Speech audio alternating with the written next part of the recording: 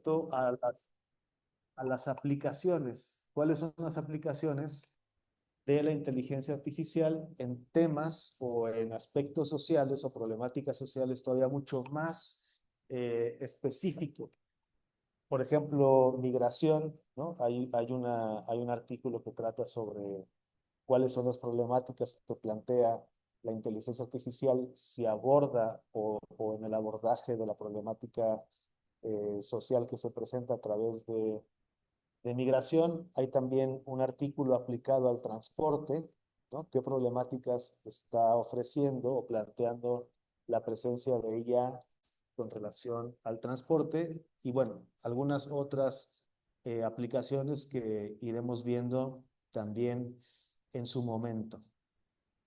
Bien, entonces, brevemente, bueno, era esto simplemente una orientación, ¿no? Como dar un pequeño paso en este tratamiento de este tema, pero me gustaría que entráramos un poco más a detalle y conforme vayamos realizando esta, digamos, actividad, pues escucharles, ¿no? Escucharles cuál es, por ejemplo, su interés, ¿no? Desde dónde están trabajando o qué es lo que esperan, por ejemplo, estudiar, tratar o gestionar en este seminario, ¿no? Ya he tenido el gusto, ¿no? Como ya he dicho, con Carlos, Héctor, pues estuve en un seminario en el semestre pasado.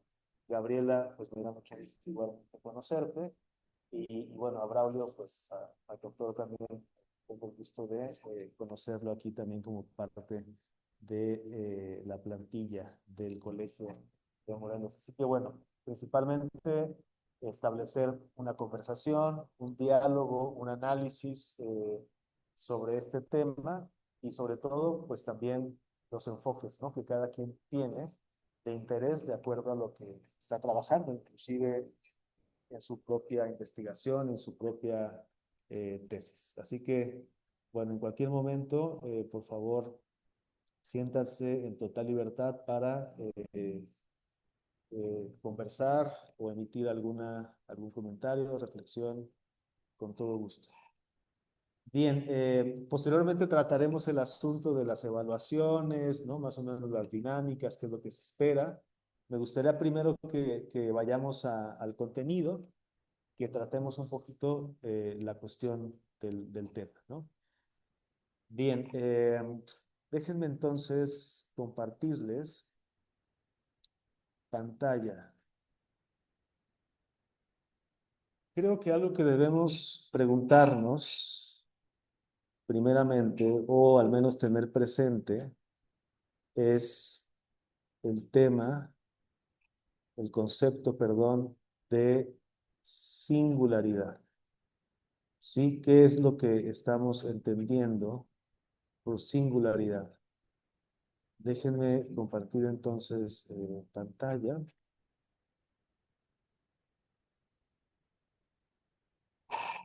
Miren, quería compartirles también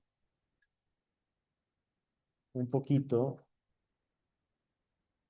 sobre la perspectiva de Adela Cortina respecto a la singularidad. ¿Sí logran ver pantalla? Sí, Perfecto, muchas gracias, Gabriela. Yo siento que está un poquito lenta mi computadora, pero bueno. Bien. Quise compartirles la información directamente de la fuente, en este caso de Stanford Encyclopedia of Philosophy. Eh, Quien no la ha consultado de verdad es una herramienta muy rica para cualquier tema, sobre todo porque da mucha fuente y referencia bibliográfica, ¿no? Entonces, bueno, respecto a lo de Adela Cortina que quería comentarles, justamente se encuentra en este segundo párrafo. Si logran ver cómo lo selecciono. Sí, comenta un poco respecto a lo que trata este espacio, ¿no? En donde dedica el análisis al tema.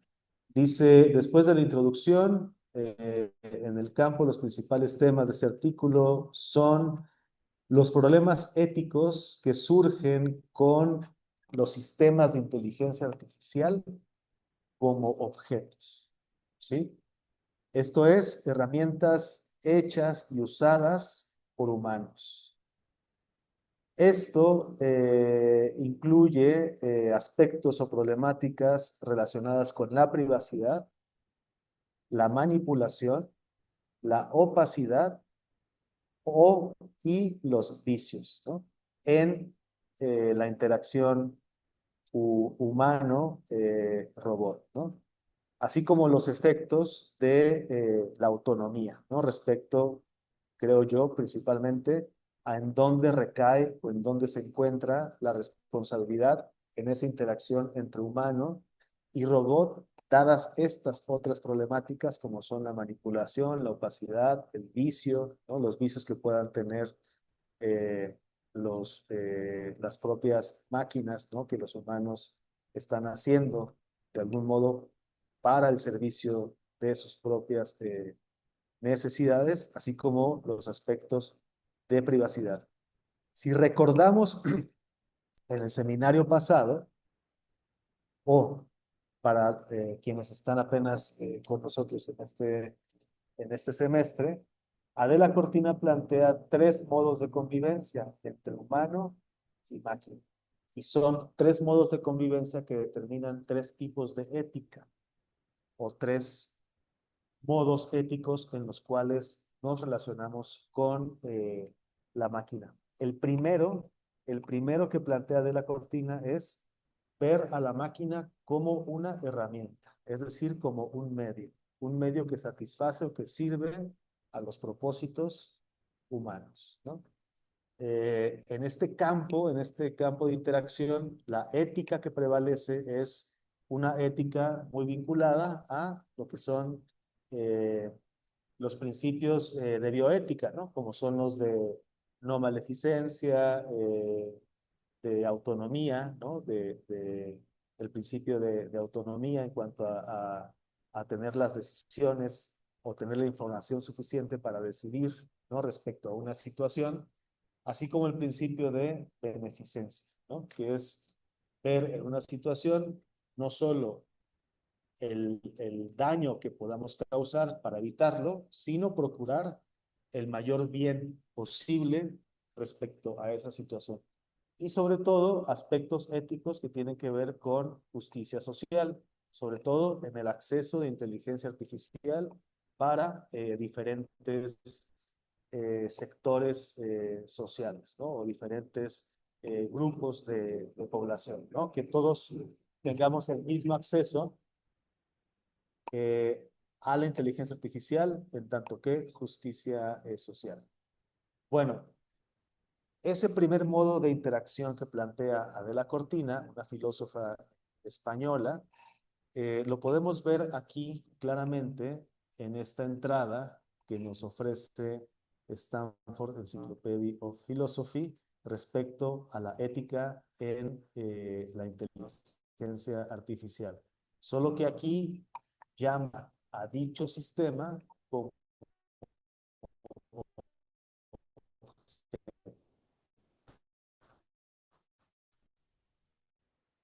¿no? Es decir, que puede ser usado como medio para fines. En un segundo momento, esta entrada nos ofrece lo que Adela Cortina menciona en la interacción humano-humana. Para Adela Cortina, este segundo modo de interacción es en el a la máquina se introduce, ¿sí? Un programa de acción, pero éticos o en ciertos conceptos referidos a conducta, ¿no? Ese sería el segundo tipo de interacción que Adela Cortina plantea en la interacción humano y máquina, y a diferencia del primero, el marco ético no se encuentra en el impacto que dicha máquina tendría respecto a asuntos humanos, sino más bien con qué ética se va a desarrollar esa programación o ese algoritmo, ¿sí? Si es posible introducir una ética en dicha programación, y la pregunta es, ¿qué ética es la que estaría siendo usada como principio en dicha programación? Si es una ética kantiana, si es una ética utilitarista, consecuencialista, aristotélica, ¿no? ¿Qué ética sería la que estaríamos llevando a cabo al interior de esa máquina con base en dicha programación? Eso Adela Cortina, ¿no? En su reflexión como filósofa frente a la inteligencia artificial y el marco ético que nos obliga a pensar. Aquí, en la entrada de Stanford Encyclopedia of Philosophy, tenemos que, a diferencia del primero, tenemos al sistema de inteligencia artificial como sujeto, ¿sí? En lugar de objeto, como un sujeto. Esto es éticas para los sistemas de inteligencia artificial, eh, entendidas pues como máquinas éticas por sí mismas, ¿no? Que creo es lo que Adela Cortina menciona respecto al segundo nivel, ¿no? Tanto que ellas mismas están accionando o están produciendo información con base en principios, ¿no? En principios o modelos, digamos, éticos, ¿no? En ese sentido, pues llamarles a esta inteligencia artificial como sujeto en tanto que un agente moral artificial, ¿no? Este sería el segundo nivel. Y es un segundo nivel que también, como mencionábamos en el seminario del semestre pasado, pues muchas veces plantea líneas claras, ¿no? Entre dónde termina una y dónde comienza otra. Por ejemplo, aquí mismo, en esta entrada, nos plantea que uno de los principales problemas dentro de la concepción de la IA como objeto está el vicio, ¿no? O los vicios con los cuales puede ser construido o construida dicha inteligencia. Pues de igual modo, en este segundo modo de interacción, en donde se plantea que la máquina puede ser una agencia moral artificial, igualmente hay aquí un vicio respecto a cuáles son esos principios, independientemente que correspondan o no a ciertos modelos éticos ya establecidos, pues sí hay eh, una orientación, digamos, desde que se produce o desde que se crea más bien dicha máquina, no se deja fuera que hay un vicio respecto a con qué principios éticos se está creando, ¿no? O se está estableciendo dicha programación.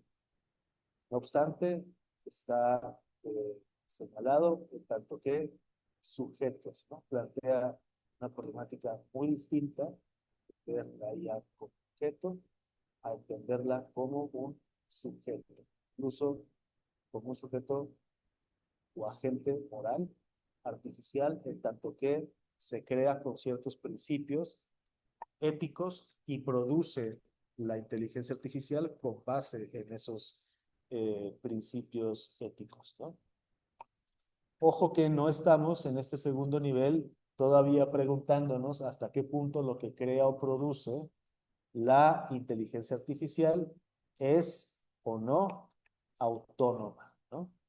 Eh, Todavía no está esa pregunta, sin embargo, sí dirige hacia esa pregunta, ¿no? Si ya hay un principio, concepto ético sobre el cual se construye dicha conducta artificial, moral, en dicho agente, ¿no?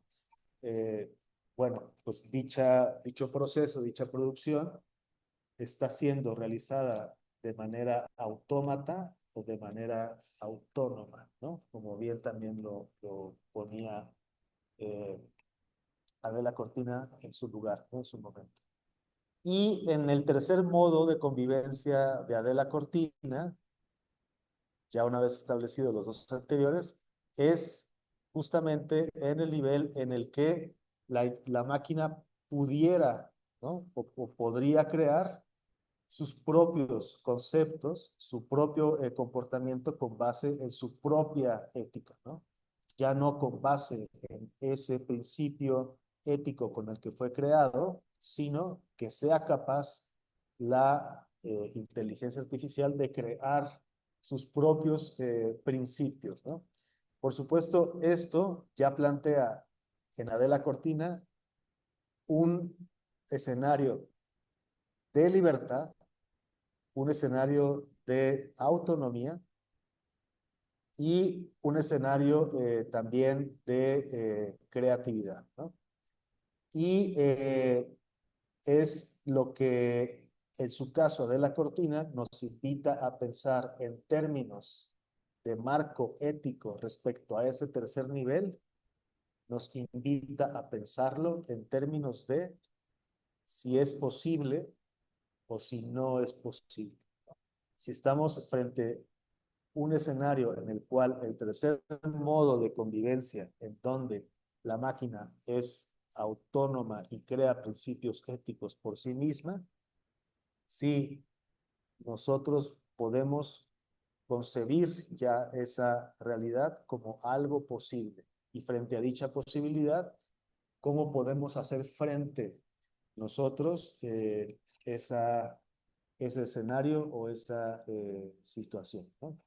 Aquí en el caso de Stanford nos, nos plantea la problemática en su entrada a este artículo, en tanto que dice, finalmente el problema de una superinteligencia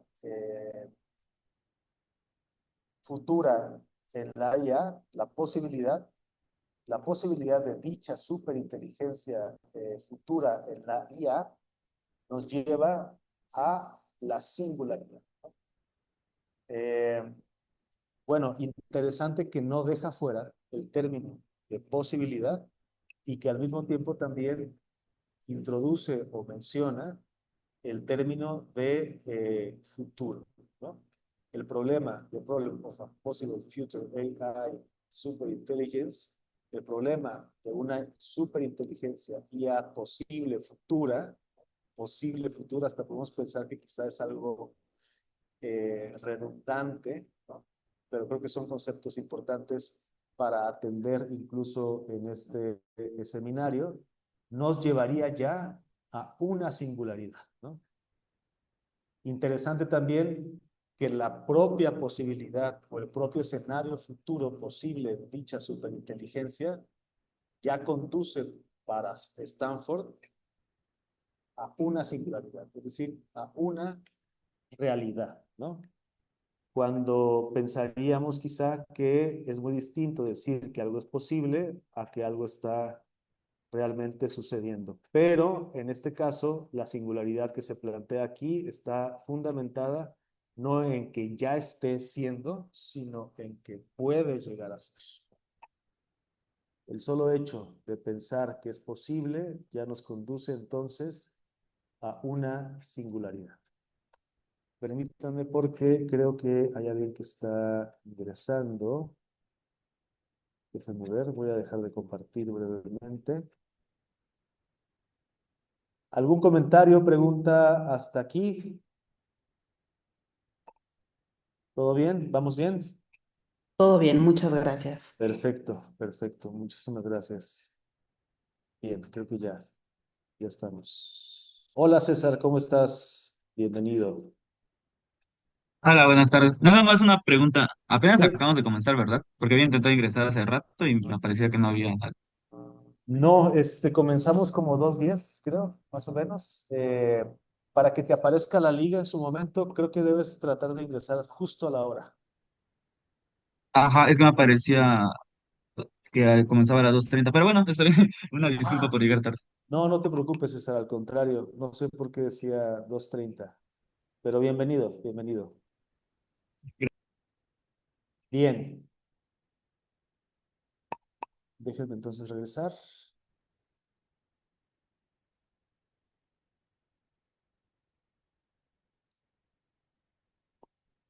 Bien, bueno, vamos entonces ahora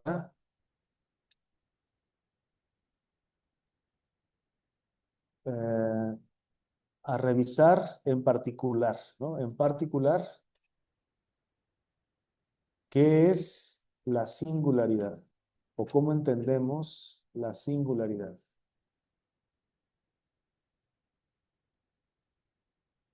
Igualmente, en esta entrada es donde podemos observar dicha definición. Tal como lo explicaba en este párrafo, la singularidad es el penúltimo, ¿no? El penúltimo punto, el 2.10 de dicho espacio, ¿no? Entonces, bueno, aquí nos vamos hacia allá. Yo me fui a la traducción en DeepL. Díganme, por favor, si ven aquí la pantalla con DeepL o me quedé en Stanford. Sí se ve la pantalla de la traducción. Perfecto. Muchas gracias, Gabriela. Muy amable. Muy bien. Bueno, yo lo que hice fue extraer el fragmento de dicha pestaña y ahora estoy aquí, ¿no? Principalmente para que tengamos mayor acceso a contenido, ¿no? Bien. ¿Quieres que lo comparta, doctor? El link. ¿Cuál link, perdón, Paul? El que tiene el de Stanford. Ah, no, vemos aquí ya la traducción, ¿no? Ok. Bien. Perfecto. Sí, sí, súper bien. Muchas gracias. Bien, vamos a ver entonces qué entendemos por singularidad. Dice entonces, de acuerdo a esta fuente de Stanford y a Kurzweil, de donde viene la fuente. La idea de la singularidad es que si la trayectoria de la inteligencia artificial llega hasta sistemas que tengan un nivel humano de inteligencia, entonces estos sistemas tendrían por sí mismos la capacidad de desarrollar sistemas de IA que superen el nivel humano de inteligencia. Es decir, que sean súper inteligentes. Estos sistemas de IA súper inteligentes se mejorarían a sí mismos rápidamente o desarrollarían sistemas aún más inteligentes.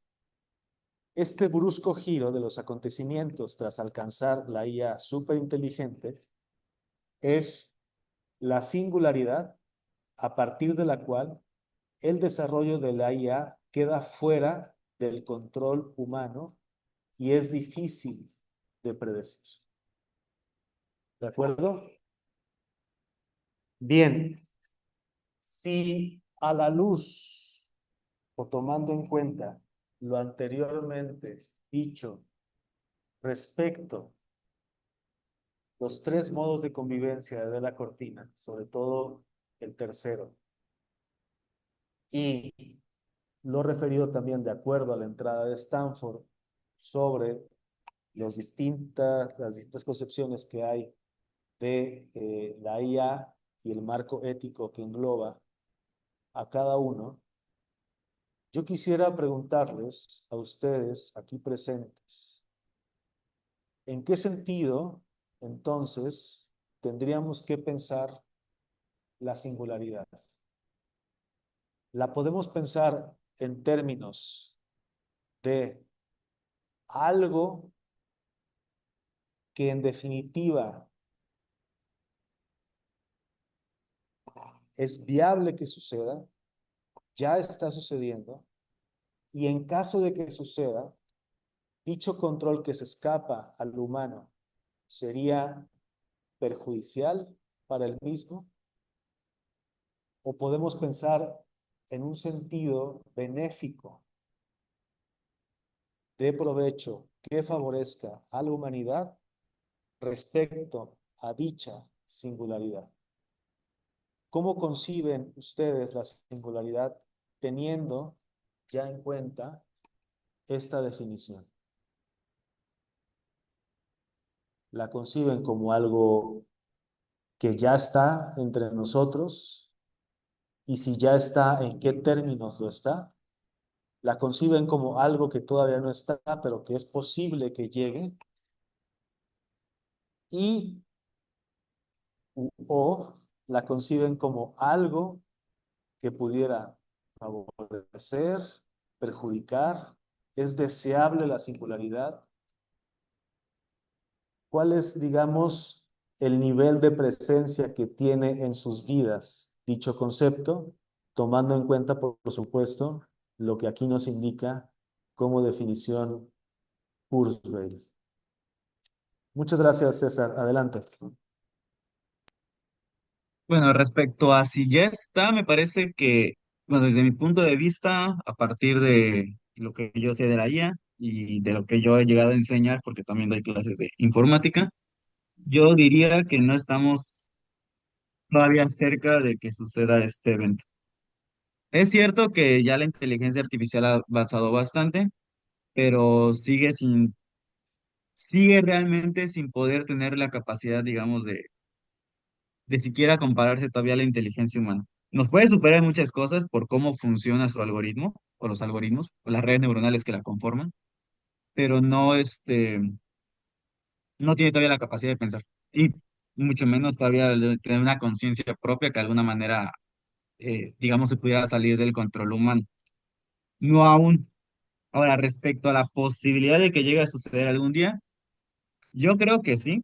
Tal vez no en un corto plazo, pero por lo menos acercándonos, yo sí creo que en un mediano, más o menos largo plazo. O sea, no lo veo tan lejano, pero al menos en este momento no.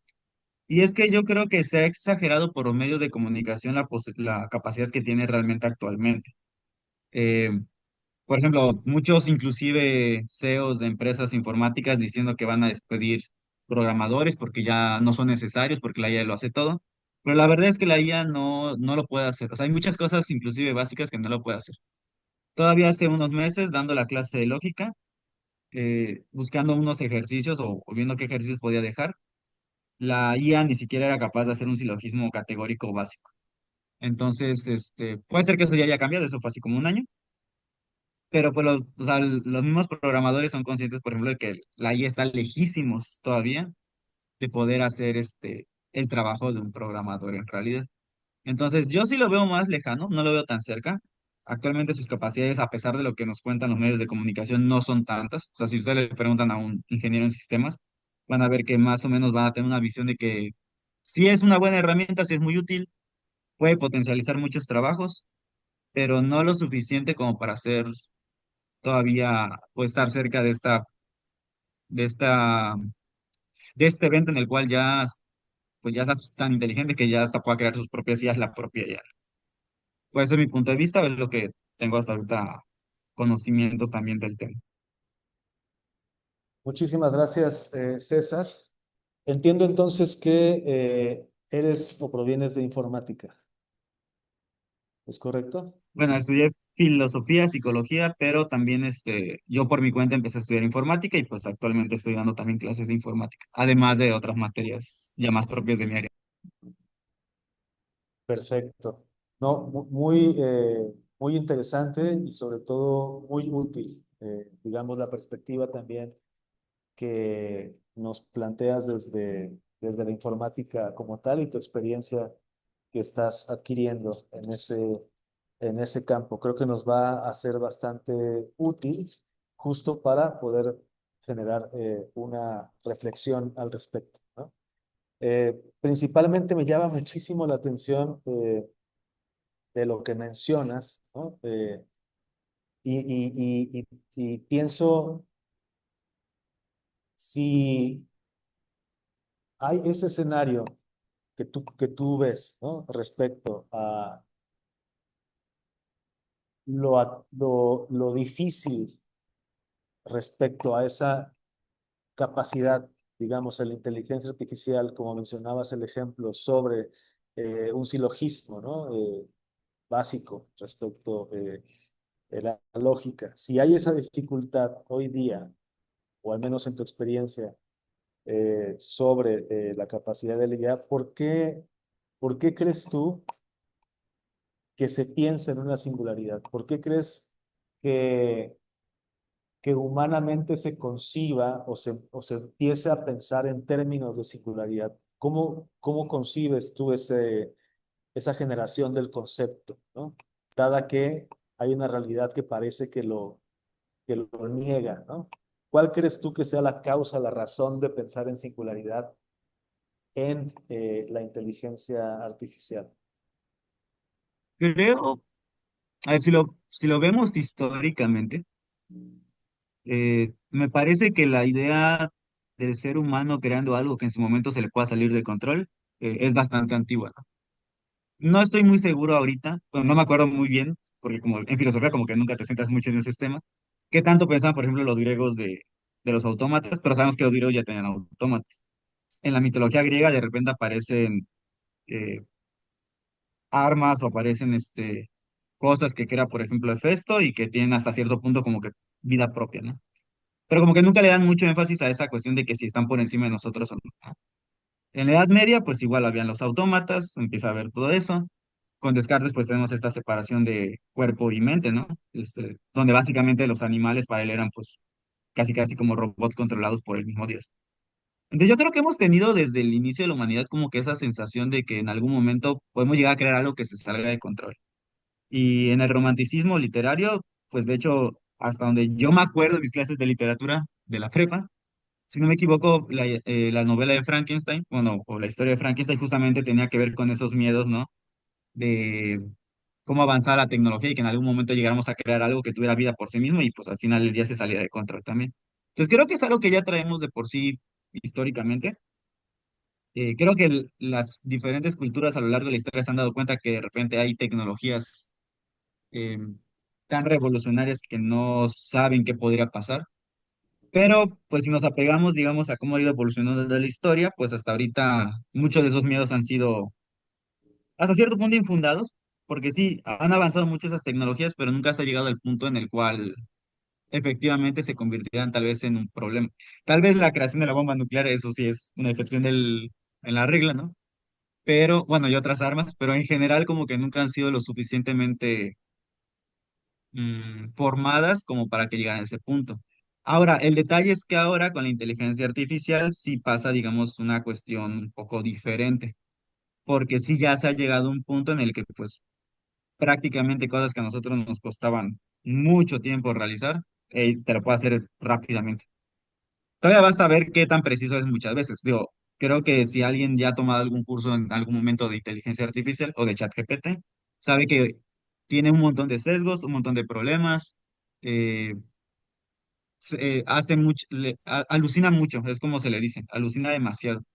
Entonces, te va a dar algo que tenga un orden y un sentido aparentemente lógico, o sea, que suene bien, pero no necesariamente es siquiera que sea un buen razonamiento, porque no es capaz de razonar. Lo que hace la inteligencia artificial es básicamente ver posibilidades o probabilidades de que ciertas palabras en cierto contexto, en cierto orden, pues signifique o tenga que realizar cierta cosa, ¿no? Entonces, realmente por eso yo decía, no es que piensen, o sea, no ha llegado al punto de poder realmente pensar o concluir algo por sí mismo. Lo que hacen más que nada probabilidades. Entonces, lo que se manejan son demasiadas probabilidades. Eso sí es un tema bastante complejo que me gustaría aprender un poco más ya adelante. Tiene que ver mucho con álgebra lineal y otro tipo de cuestiones matemáticas, pero básicamente no piensa, o sea, no infiere conclusiones a partir de premisas como lo hacemos nosotros, sino que en general solo es la probabilidad de que eso tenga sentido. Entonces, avienta muchas alucinaciones. Por eso yo decía esa parte de que los medios lo engrandecen demasiado. Pero yo creo que a diferencia del pasado, esto sí podría llegar en algún punto, dependiendo de qué tanto avance a tal vez sí llegar rayando a la singularidad. No lo veo a corto plazo realmente. No sé, tal vez 20 30 años podría ser que ya empecemos a acercarnos, pero al menos así a un corto plazo. Yo no considero esa parte como había mencionado anteriormente. pero de que creo que sí es algo muy distinto a lo que habíamos estado haciendo hasta el momento, pues sí. La verdad es que sí es una herramienta muy diferente a las que habíamos estado logrando generar, que pudieran llegar a tener ese peligro de autoconciencia, por así decirlo. Y luego, pues, súmenle los cuentos que lo hacen en redes sociales, los medios de comunicación o los propios CEOs que se dedican a esto, porque al final del día quieren vender su producto como, como lo último y lo mejor que puede tener la humanidad, ¿no? O los avances más modernos, a pesar de que no lo haya. Por ejemplo, hace poco salió ChatGPT 5 o algo así, no estoy muy seguro qué modelo es. Eh, si el anterior tenía ciertos problemas, el nuevo tiene ahora otros problemas. Yo la verdad lo utilicé ayer para unas cosas y dejó mucho que desear su respuesta y pues mejor lo busqué por Google y ya yo hice mis propias conclusiones, ¿no? Entonces, sí, como que no es algo lineal, vaya. Al final del día no me parece que es algo lineal, es como medio recursivo hasta cierto punto. Pero sí creo que en algún momento podría llegarse a alcanzar. No ahorita, pero tal vez en algún momento futuro. Muy bien, César. Muchas gracias. ¿Alguien más? ¿Alguien más que quiera compartirnos cuál es su visión, su perspectiva respecto a la singularidad? Adelante, Gabriela. Tomo nota, César. Gracias. Adelante. Hola, buenas tardes. Pues yo coincido con César. Yo también soy profesora de lógica proposicional, de predicados y bueno, cuando hay que hacer una demostración lógica, pues se movilizan esquemas cognitivos que tienen que ver con el razonamiento y las inteligencias artificiales no son capaces de hacer ese tipo de demostraciones porque efectivamente no tienen sentido común ni comprensión profunda del mundo, solo captan patrones. En ese sentido, tampoco tienen emociones ni conciencia y están a la expectativa del programador o del diseñador del prompt, es decir, del usuario. Entonces, su aprendizaje pues está controlado, limitado, supervisado o reforzado por la persona que escribe el prompt. Yo considero que esta idea de pensar la singularidad todavía nos queda lejana. No concibo la posibilidad de que la inteligencia humana se escape del control humano, perdón, la inteligencia artificial se escape del control humano en términos, digamos que efectivos o reales. Pero sí creo que la inteligencia artificial puede llegar a acaparar, a apoderarse del mundo simbólico. Es decir, ya no es descabellado que un alumno entregue todo hecho con alguna inteligencia artificial o que algunas personas dialoguen sobre sus problemas personales con la inteligencia artificial o que haya surgido una aplicación que te genera parejas virtuales. Entonces, veo muy lejana la posibilidad de perder el control de la IA en sentido estricto, pero sí que de alguna manera esta acapare las extensiones del mundo simbólico eh, en el que estamos. Y bueno, esa sería mi aportación. Muchísimas gracias. Muchísimas gracias, Gabriela. Igual, bueno, tal como también nos comentaba César, ¿no? Bueno, es muy interesante lo que plantean respecto al control, ¿no? Cuando dicen, bueno, Gabriela lo puso en estos términos, ¿no? En sentido estricto, ¿no? Perder el control. En el sentido, creo yo, en tanto que hay condiciones todavía de las cuales depende, digamos, la máquina del humano, ¿no? Como para generar su propia producción o su propia actividad, ¿no? Pero igualmente, como lo menciona, hoy día no tenemos hasta cierto punto control sobre la propia inteligencia artificial. Tal como se mencionaba, en la entrada de Stanford, ¿no? Tenemos algunos problemas que presenta la propia inteligencia artificial en su concepción de objeto, como es la opacidad, como es los vicios, ¿no? O los sesgos, o la cuestión de privacidad. Eh, Realmente el control, digamos, allí lo pondría entre comillas, ¿no? Pero sí, hago el subrayado, ¿no? De cómo, en este caso, Gabriela pone ese énfasis, ¿no? En sentido estricto, ¿no? Y bueno, sobre todo también lo que han planteado ambos en términos de quizá concebir la singularidad en tanto que probablemente una imaginería, ¿no? Una imaginería,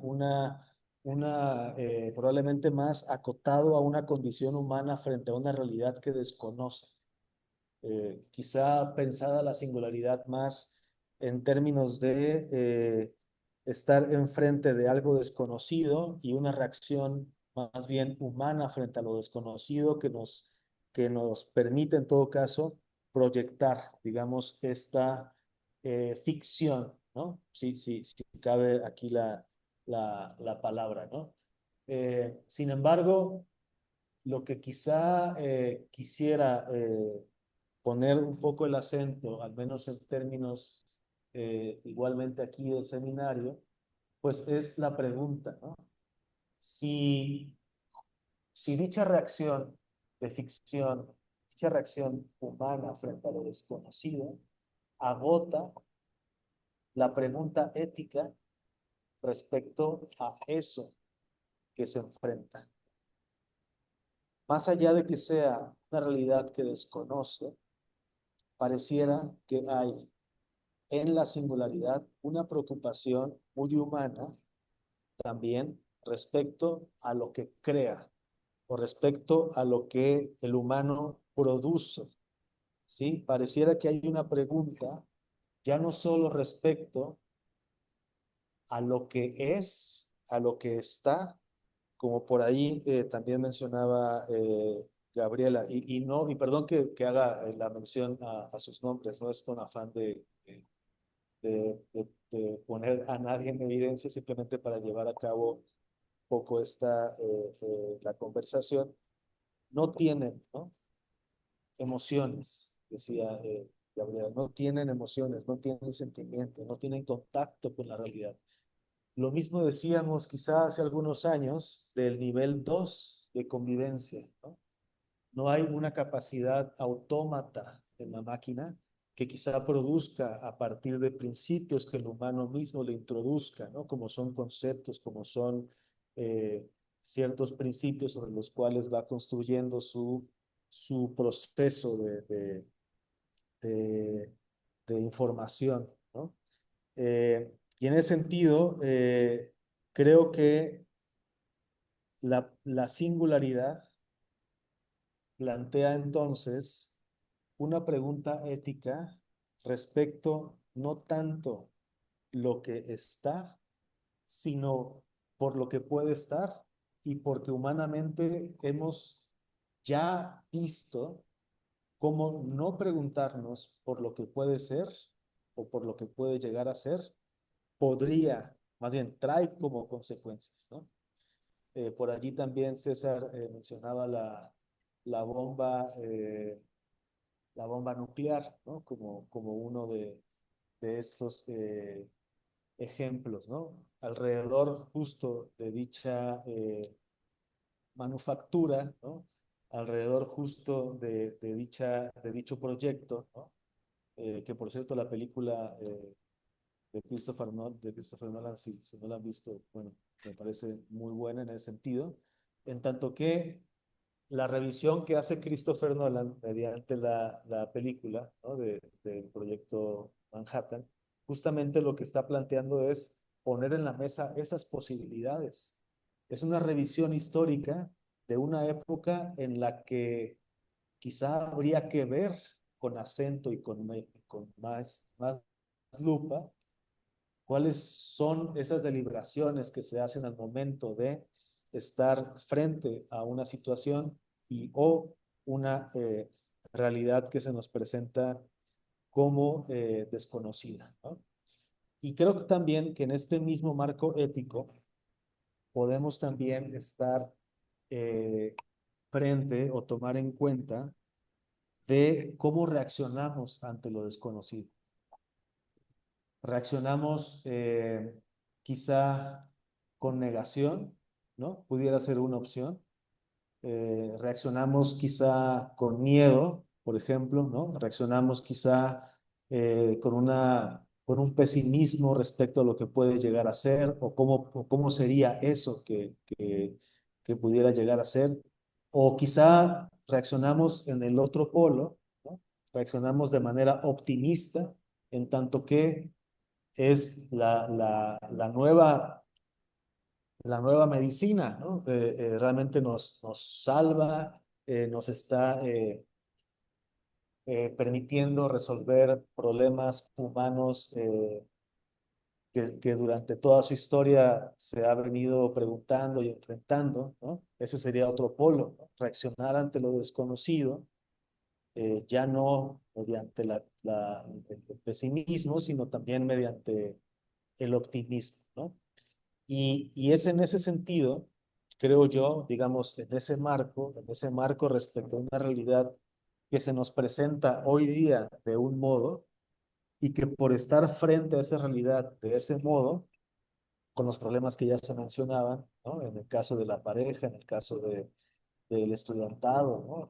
No es cosa menor, estamos hablando de amor, estamos hablando de formación, estamos hablando de de cómo construye un criterio una persona a raíz teniendo a la mano, digamos, herramientas digitales de esta naturaleza, en donde la interacción pues cada vez es mayor, ¿no? Eh, ¿Cómo entonces nos estamos enfrentando a una realidad que nos invita cada vez más a concebir un futuro posible? Porque la historia nos ha mostrado que si no nos preguntamos por lo que es posible respecto a la realidad que tenemos presente, pudiera ser demasiado tarde preguntárnoslo después, ¿no? Como es el caso de la película de Christopher Nolan, y no me paga nada por hacerle publicidad, créanme, sobre esta revisión, ¿no? Respecto a una coyuntura histórica sobre esos escenarios de posibilidad que pudieron estar allí en ese, en ese marco, ¿no? En ese escenario. Y bueno, antes de dar palabra a Carlos, me gustaría justamente en este tenor, ¿no? En este tenor, justo, ¿qué es lo que Kurzweil nos está aquí mostrando? Nos está mostrando ante lo desconocido una visión pesimista, una visión optimista, o cómo valorarían ustedes la singularidad definida en los términos que en esta cita nos está compartiendo. ¿Cuál sería esa interpretación respecto a ello? Y si ustedes mismos pudieran también posicionarse, ¿no? Respecto a esa realidad que desconocemos o que medianamente se nos presenta actualmente, ¿cómo se posicionan ustedes? ¿Optimistas, pesimistas? ¿O cuál sería su postura? Adelante, adelante, Carlos, muchas gracias. Y Braulio, posteriormente. Gracias.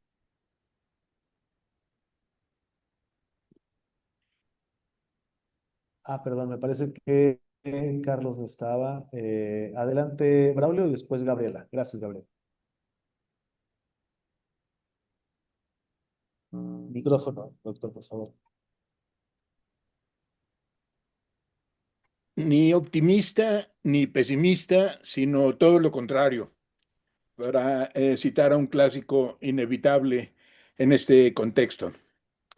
Eh, en primer lugar, quiero llamar la atención de todos ustedes a lo que esta industria en boga, esta industria en moda, todos hablamos de inteligencia artificial, mejor los universitarios, esa clase social asociada con los estudios universitarios, tenemos presente y citamos el GPT-5 y citamos el GORK y citamos el Perplexity y citamos una docena de diferentes inteligencias artificiales que apenas sí conocemos o que más o menos dominamos en algunos casos.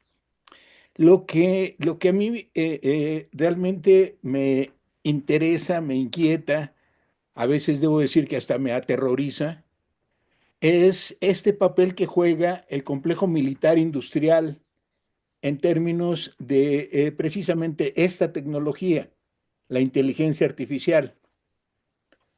Voy a hacer un símil grosero, pero que creo que es bastante preciso. Lo que la sociedad conoce de tecnologías de inteligencia artificial son apenas las migajas que se caen del banquete que se están dando en el complejo militar industrial. Para ponerlo de nuevo en términos simplones, si nosotros estamos festejando el advenimiento de ChatGPT 5, ellos ya van como en el 85. La inversión alrededor del complejo militar industrial es brutal, escapa a nuestras propias concepciones y más aún, el complejo militar industrial se ha encargado desde que el presidente Eisenhower dejó la presidencia de los Estados Unidos y que en su último informe de gobierno advierte sobre mantener el control, y habría quizá una preocupación ética más intensa, mantener el control sobre el complejo militar industrial que escapaba, según el punto de vista del presidente de los Estados Unidos a principios de los años 50, escapaba al control del propio gobierno federal de los Estados Unidos. Ya veía venir algo que en nuestros días es clarísimo.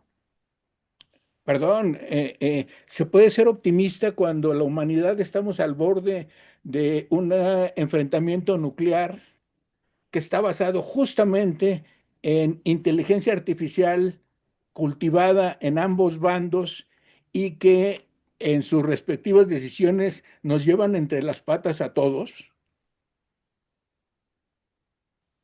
Lo que conocemos, lo que en la actualidad tenemos noticias acerca de esta tecnología, insisto, son apenas las migajas que se permiten comercializar para el resto de la humanidad. Primero los poderosos, primero el pentágono del poder que está compuesto por los 5 siguientes vértices. Primero, el poder económico financiero. Segundo, el poder político. Tercero, el poder militar. Cuarto, el poder religioso. Quinto y último, y quiero ser muy enfático en este último punto, el poder científico-tecnológico. Perdón, hay preocupaciones éticas sobre aspectos sociales muy importantes, pero ¿dónde quedan nuestras preocupaciones éticas ante misiles inteligentes? ¿Dónde queda nuestra reflexión ética y particularmente sus orígenes en las morales prácticas de las sociedades contemporáneas cuando lo que importa es la industria de la muerte? Cuando lo que rige los hilos del mundo, de la geopolítica, es justamente los intereses de la Lockheed, de la Boeing, de la Raytheon, de una docena que se llevan varios trillions en la nomenclatura anglosajona, que bien sabemos que no es exactamente lo que esperaríamos en el sistema métrico decimal. Esto es, hablamos de millones cuando es la unidad seguida de 6 ceros, hablamos de billones cuando es la unidad seguida de 12 ceros, hablamos de trillones cuando es la unidad seguida de 18 ceros. En el caso de las contabilidades gringas, como se les hace demasiado grande, para ellos los billones son miles de millones. o traducido al español, millardos, miles de millones que ellos le dan el nombre de billón. Bien, no se trata de una discusión sobre la lexicografía y las diferentes métricas en la cultura sajona y en la propia, en la que usamos el sistema métrico decimal, pero sí resaltar este punto que no quisiera dejar de tener presente permanentemente. La ciencia y la tecnología de nuestros días está influida fundamentalmente, esto es un atrevimiento afirmarlo así, por los intereses del complejo militar industrial en el mundo, en los Estados Unidos y en el resto del mundo.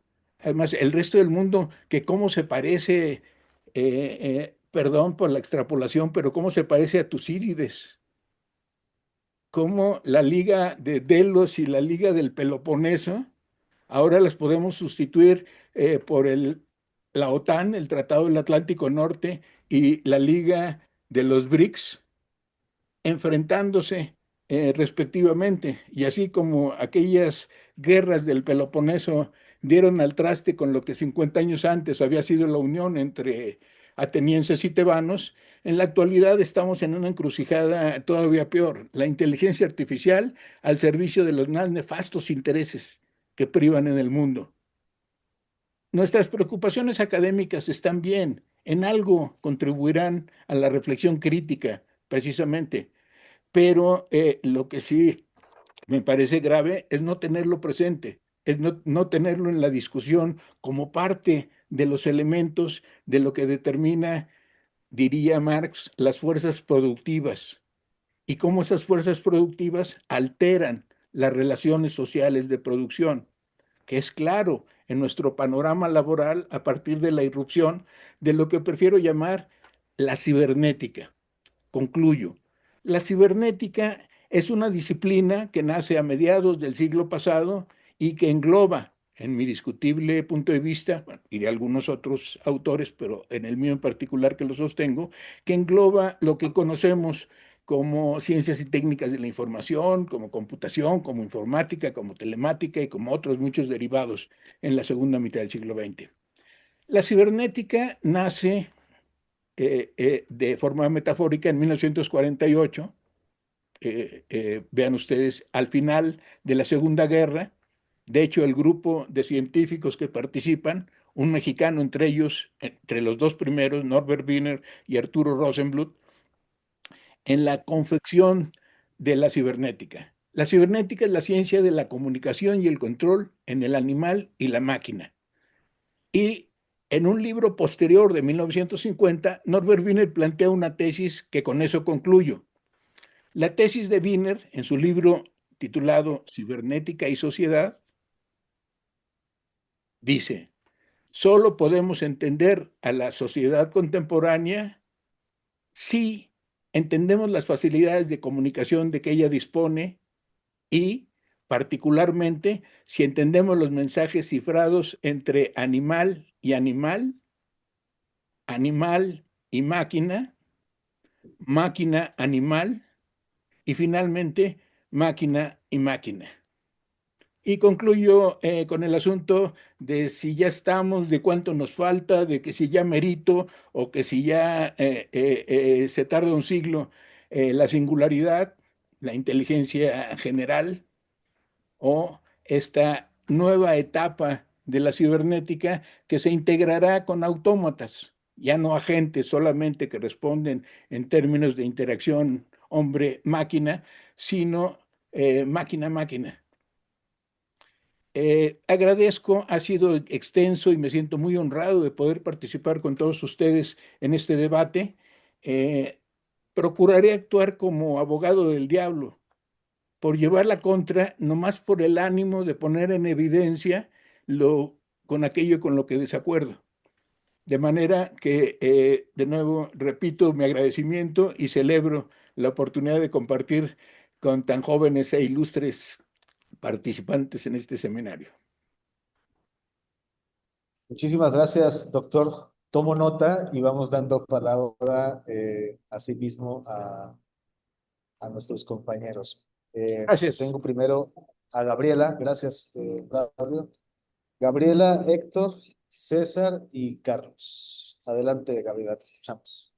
Ay, pues muy interesante y muy provocador el argumento del doctor Braulio, ¿no? Y bueno, yo voy a seguirle un poco en ese tenor, también provocando un poquito. Bueno, si consideramos que lo que dice Marx es cierto, que el capitalismo nace chorreando sangre y suciedad por todos los poros, pues entonces todos sus artefactos, desde la máquina de vapor hasta la inteligencia artificial, van a ser máquinas de muerte. Pero yo prefiero posicionarme un poco más acá y optar ante un maniqueísmo que propone pesimismo versus optimismo, una salida filosófica, es decir, una mirada crítica que problematiza, que especula y que plantea escenarios. Y en ese sentido, pues la singularidad es posible y pues se puede problematizar, reflexionar y bueno, obviamente en términos de sistema económico, de capitalismo, la posición es de precaución porque efectivamente está en juego nuestra vida, ¿no? Pero en síntesis, la lejanía de la singularidad no imposibilita o no aniquila la pregunta ética por la inteligencia artificial o por la máquina o por cualquiera de sus derivados.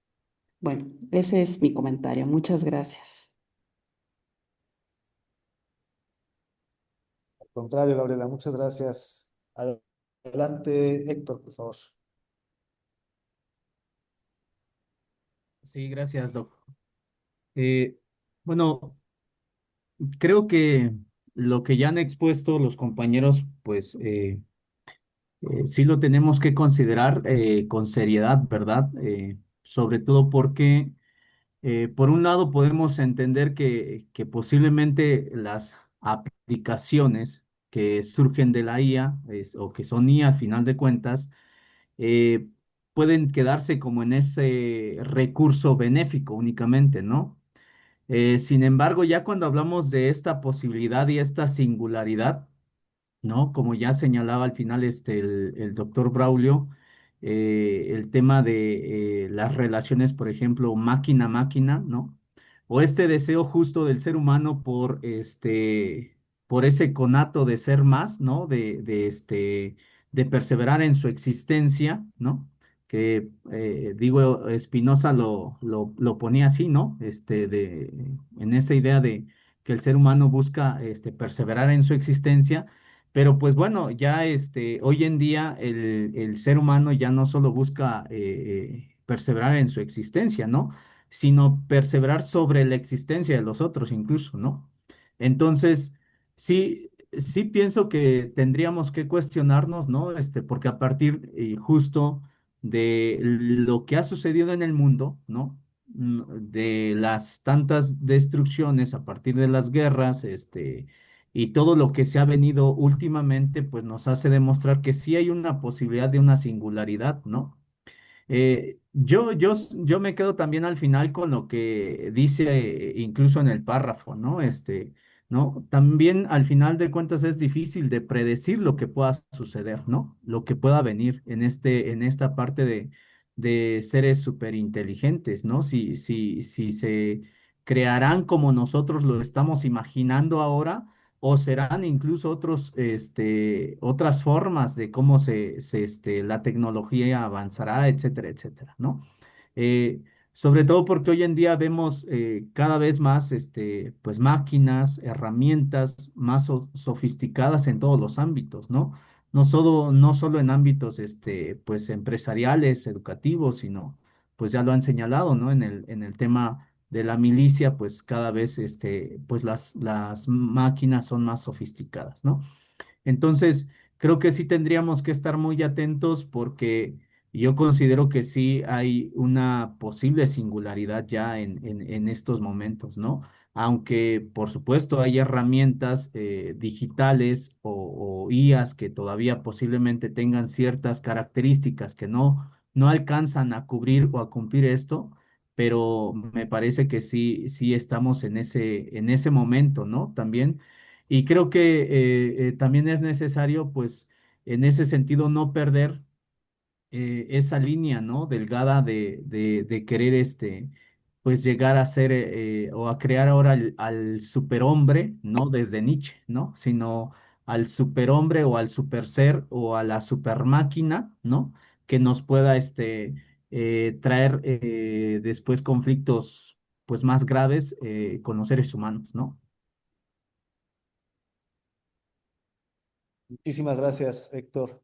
Adelante, César, por favor. Bueno, a ver, ¿por dónde comienzo? Bueno, con lo que decía mi compañero Braulio, bueno, nuestro compañero Braulio, hay cosas en las que estoy de acuerdo, hay otras en las que no estoy nada de acuerdo, y hay otras que me parece que es importante matizar. Es cierto, y estoy completamente de acuerdo, que mucha de la tecnología que tenemos, que él dice que viene a cuentagotas, pues más que venga a cuentagotas, es que ha sido resultado de algo que era militar y se aplica actualmente, ¿no? Por ejemplo, el Internet. O sea, el Internet nace como una cuestión militar y ya luego algún académico vio que tenía utilidad para otras cosas y lo empezó a hacer hasta que llega el punto en que se descentraliza de lo militar y pasa a ser básicamente de dominio público, ¿no? Y muchas cosas han sido así. Igual, yo me acuerdo que hace poco, creo que en el sexenio pasado, no me acuerdo cómo se llamaba la doctora, Beatriz, no, no era Beatriz, la que estaba a cargo del CONACYT, que decía que haber enviado a los hombres a la luna, pues prácticamente había sido una pérdida de tiempo y dinero, porque no sirvió para nada. O sea, no le dijo con esas palabras, pero más o menos algo así dijo. Pero lo que no sabe ella es que gracias a la investigación que se hizo para eso, pues tenemos hoy en día mucha tecnología que utilizamos de lo más común y corriente del mundo, pero que en aquella época pues fue algo disruptivo, que era, digamos, militar. Yo sé que la NASA no es como tal militar, pero pues, al final del día todos los astronautas eran militares prácticamente, y pues se dio en un contexto de Guerra Fría al final del día. Entonces, más que sea una cuenta, que sea cuentagotas, si bien es cierto y estoy de acuerdo que probablemente el gobierno tenga ya tecnología más avanzada de la que nosotros sabemos, y eso es completamente real y ha sido real a lo largo de la historia. También es cierto que tampoco es que sea simplemente así como que las migajas, ¿no? Muchas veces ha sido al revés. Ha salido tecnología y ya el gobierno es el que la adopta y entonces ya empieza a promocionar, ¿no? Entonces no es como que todas las veces que ha habido un desarrollo tecnológico ha sido porque el gobierno ha estado 10 pasos adelante. A veces el gobierno es el que se pone a la tecnología. De hecho, uno de los graves problemas que hay con la tecnología es justamente que los gobiernos se oponen a ella, porque muchas veces te da más libertad o te da libertad sobre cosas que el gobierno quisiera controlar. Y por gobierno no me refiero a un gobierno mundial, que es de los puntos con los que no estoy de acuerdo. Presentar todo esto como si fuera algo del sistema, como si el sistema fuera solo un sistema. O sea, como si no cada país tuviera sus propios intereses, todos los países tienen sus intereses. Evidentemente, dependiendo de qué tan poderoso y qué tanto quiere el país tener presencia mundial, pues va a tener otro tipo de intereses. Todos los países en sus intereses han hecho de todo, tanto cosas buenas como cosas malas. Entonces, me parece que más que no tenerlo presente, creo que es algo que ya hay que tener dado por. Yo por lo menos ya lo daba por hecho. O sea, a mí la discusión no lo menciono, o si no lo menciono antes, porque doy por hecho que evidentemente existe todo esto, ¿no?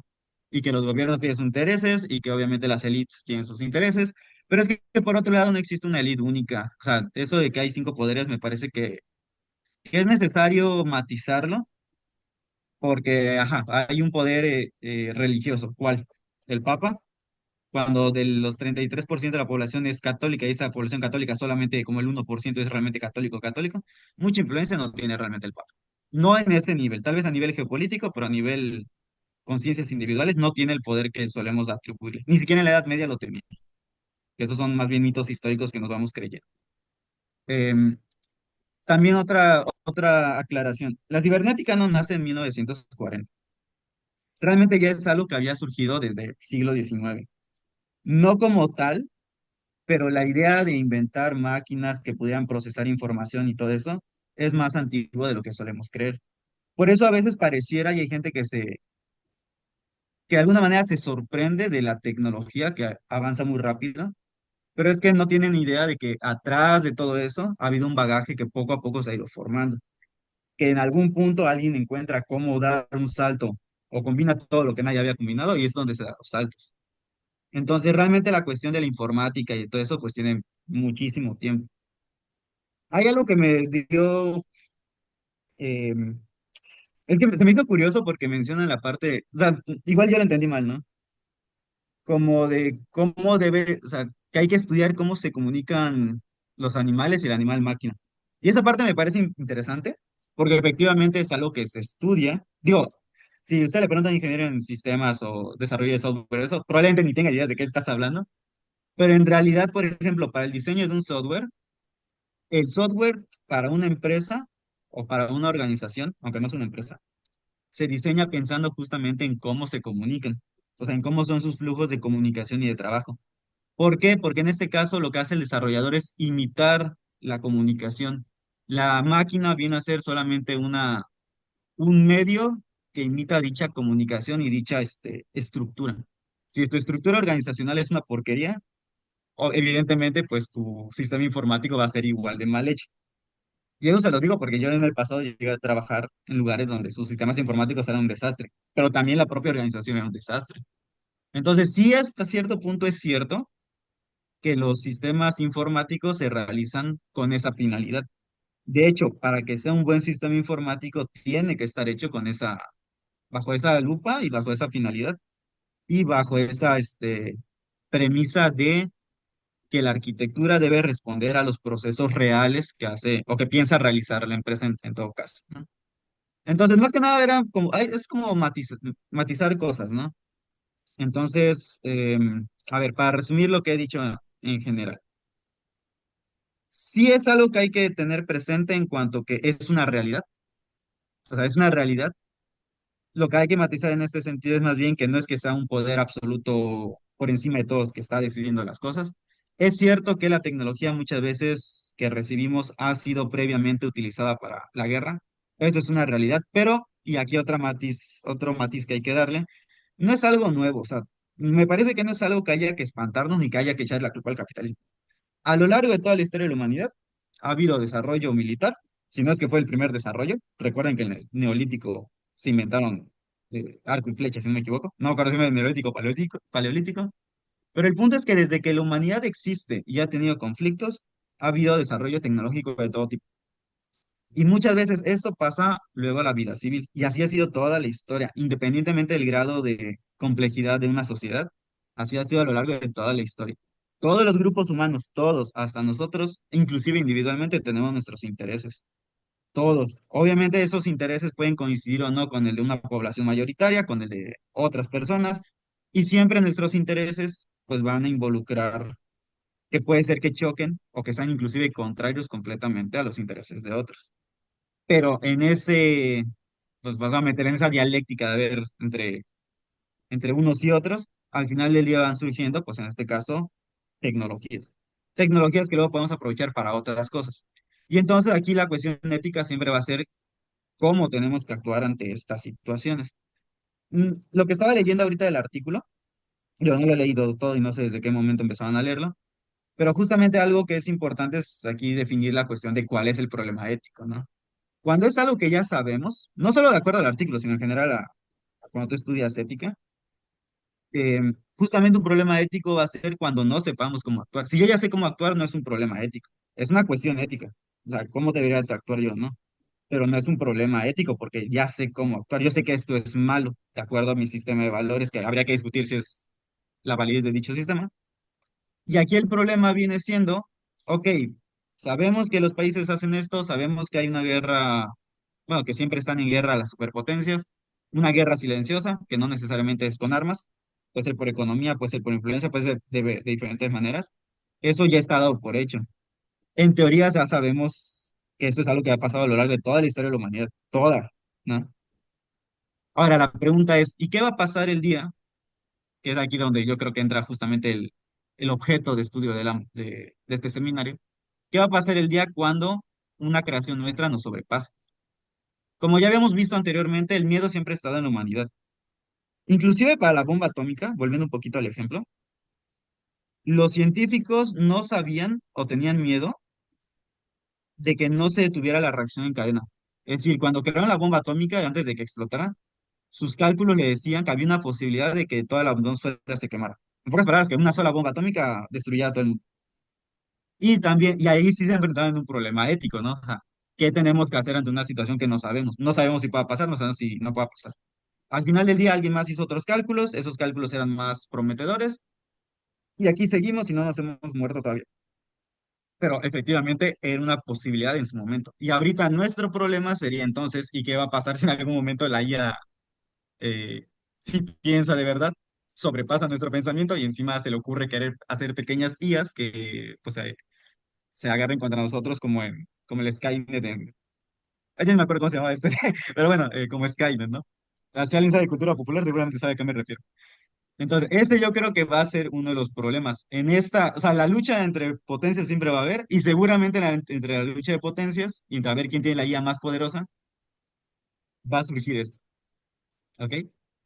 Y bueno, en resumen, pues yo creo que es lo que tenemos que estar centrándonos y que es importante también pues tener más matizado ciertas opiniones, porque al final del día, pues no veo mucha utilidad en llevarlas un poquito al extremo, ¿no? Y sobre todo si no tenemos presente, digamos, los precedentes que hay, lo que es un hecho de por sí, etc. Y una disculpa si me pasa un poquito de tiempo. Creo que aquí mi compañero sí dice algo correcto, porque pues sí, de repente hablamos demasiado. Gracias. Muchas gracias, César.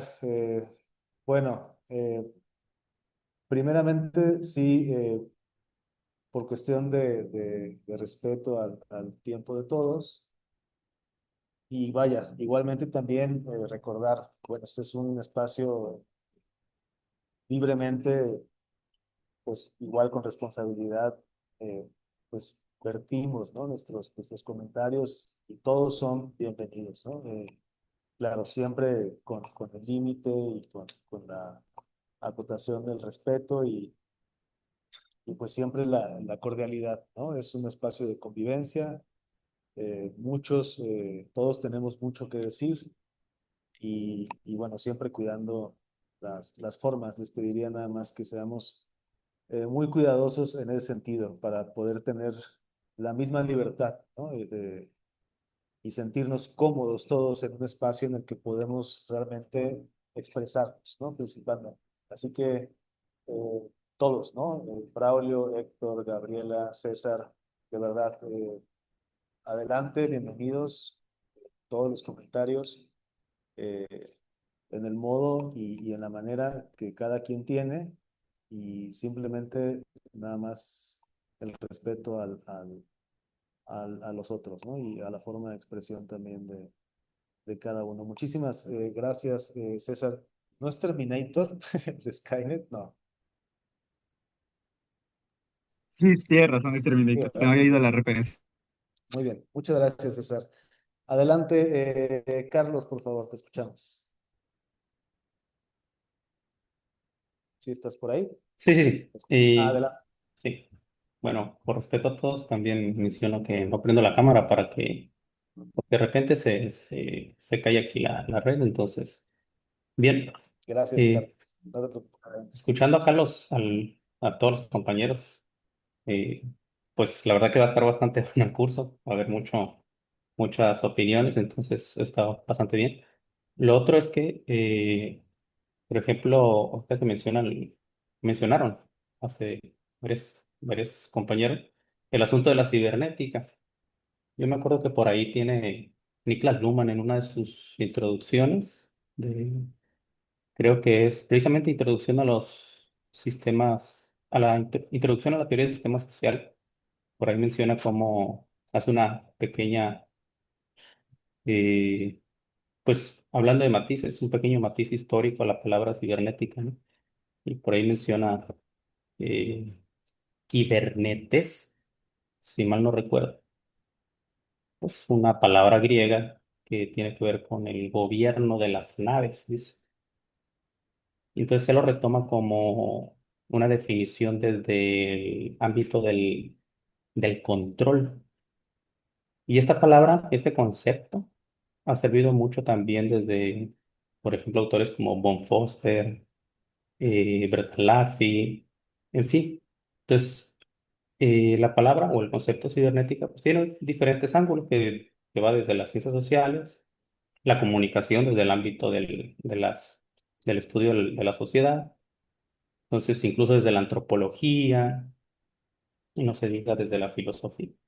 Entonces, yo creo que hay diferentes ángulos en los cuales abordarse el concepto y más allá de estar ocupado dentro de un marco del diseño, ¿no? De software o de la programación.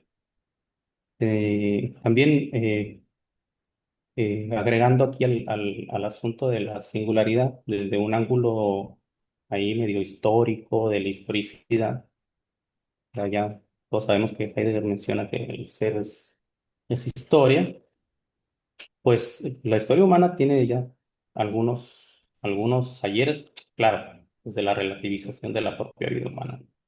Entonces, si mal no recuerdo, ahí se data, ¿no? La invención de la escritura entre el 2500, 3000 años antes de Cristo, sumado después de Cristo los años que tiene, digamos, la civilización o las diferentes civilizaciones. Entonces, puede ser que el debate de la singularidad tenga tiempo todavía, ¿no? Tiene un matiz ahí de temporalidad que podemos relativizar, que quizás no nos basten unos 30 40 años, quizás tampoco unos 100 años, pero creo yo que tiene tiempo, ¿no?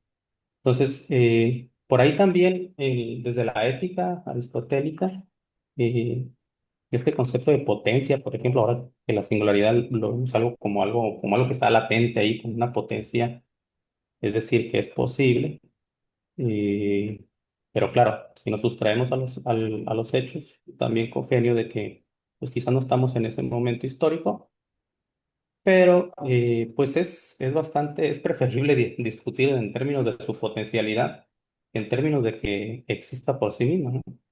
Entonces, creo yo que también cuando hablamos de poder, todos congeniamos que no se encuentra sustraído a personas, sino a estructuras sociales.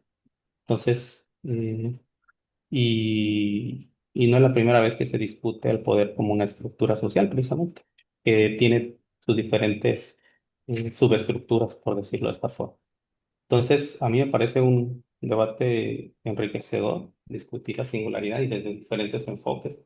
Veo que hay diferentes eh, pues, grados de profesión y diferentes perspectivas y estoy seguro que a todos nos va a nutrir bastante bien. Muchas gracias, doctor, y a todos mis compañeros. Al contrario, Carlos, muchas gracias.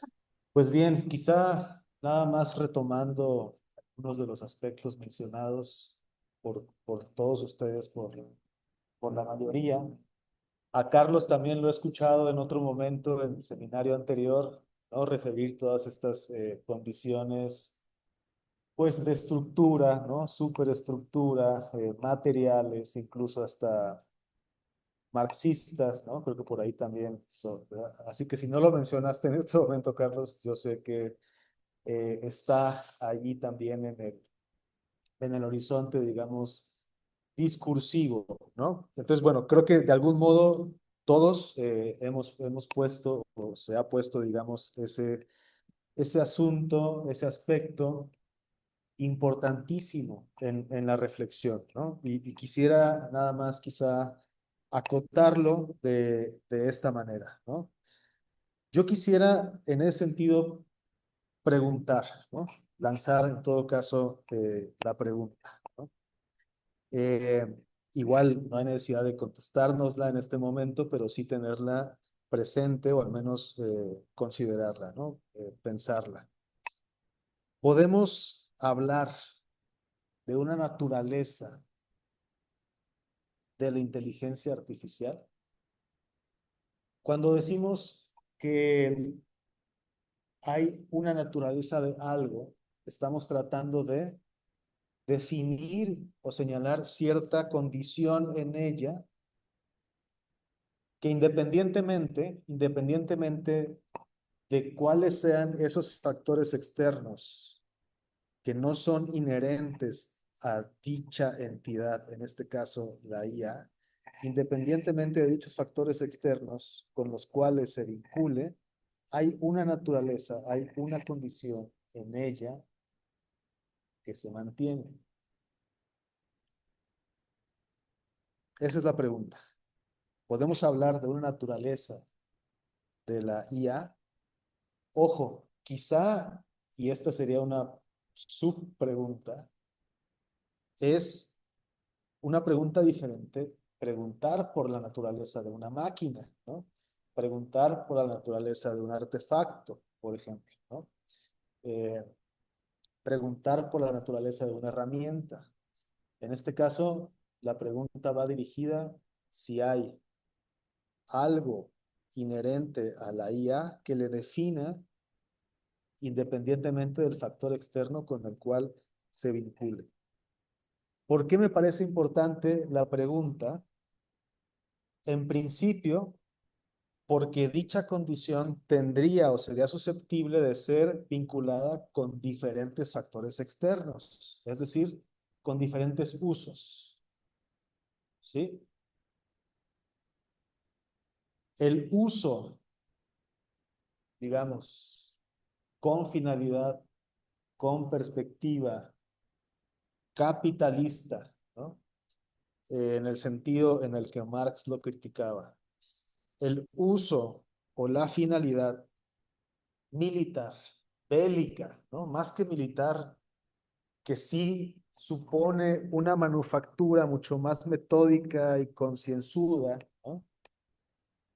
Que lo bélico, porque lo bélico sería esta tendencia humana, ¿no? Hacia resolver conflictos mediante, no sé, violencia, por ejemplo.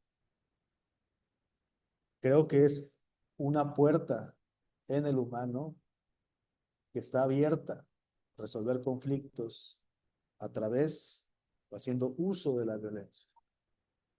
Por muchas razones, miedo, seguridad, no sé, confort, lo que sea, ¿no? Ibris, ¿no? Como decían los griegos, la desmedida, ¿no? El control, el poder, etcétera, ¿no? Es una puerta que está abierta humanamente hablando, y ese es un uso, ese es un uso. Puede entonces agotarse la naturaleza de la IA con el uso militar, material preponderante en la visión o enfoque capitalista. ¿Puede agotarse esa naturaleza en la IA con dicho uso? ¿O es que acepta diferentes usos y en la aceptación de diferentes usos vinculado a diferentes factores externos quizás se encuentre un indicio de cierta naturaleza, más no agotado, pero sí quizá un indicio de dicha naturaleza, naturaleza que tendríamos en todo caso que recelar, ¿no? Humanamente hablando, que creo que por allí iba la cuestión señalada al principio, tanto por el doctor Braulio como por Gabriela, ¿no? Me pareció muy interesante la acotación que hizo Gabriela al respecto, que es, no podemos negar que hay un uso preponderante respecto a dicha naturaleza que consiste en esto. Pensar lo posible respecto a una realidad no puede ser concebida en términos éticos si no está aceptando condiciones materiales reales. ¿De acuerdo?